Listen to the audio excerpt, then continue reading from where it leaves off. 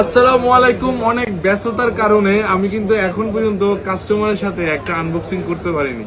তো শপে কিন্তু আলহামদুলিল্লাহ প্রচুর সেল হয়েছে 16 Pro Max আর ডেজার্ট কালারটা। তো এখন আনবক্সিং করবো। এই ভাইয়া নিচ্ছে, ভাইয়ের নাম কি? মোহাম্মদ আলামিন ভাই নিচ্ছে। তো 256 GB সিঙ্গাপুর ভেরিয়েন্ট, ইনিকটিভ ভার্সন, 256 GB। ঠিক আছে, সবকিছু ওকে আছে? ওপেন করবো? ওকে, ওপেন করলাম। তাহলে ভাইয়া শুনলেন, এটা ছিলবে না? বিসমিল্লাহ বিসমিল্লাহ।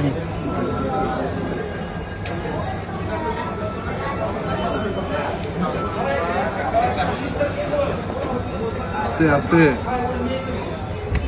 কংগ্রাচুলেশন, নতুন কালার, ডেজার্ট কালার। এই যে হাতে নিয়ে নেন, একটা ভালো করে চেক দিবেন, ভিডিওতে দেখা গেল যে কোনো দাগ টাগ কোনো কিছু আছে কিনা। ওখানে যান। Nice, wow. দেখ, 16 Pro Max এর মালিক হয়ে গেলেন, কংগ্রাচুলেশন। কেমন লাগতেছে অনুভূতি?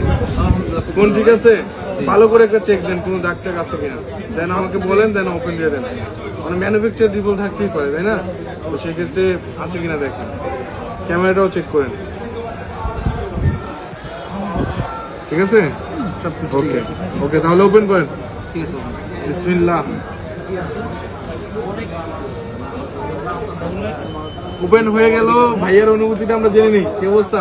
খুব খুশি ভাই। খুব খুশি। আগে কি ফোন চালাতেন?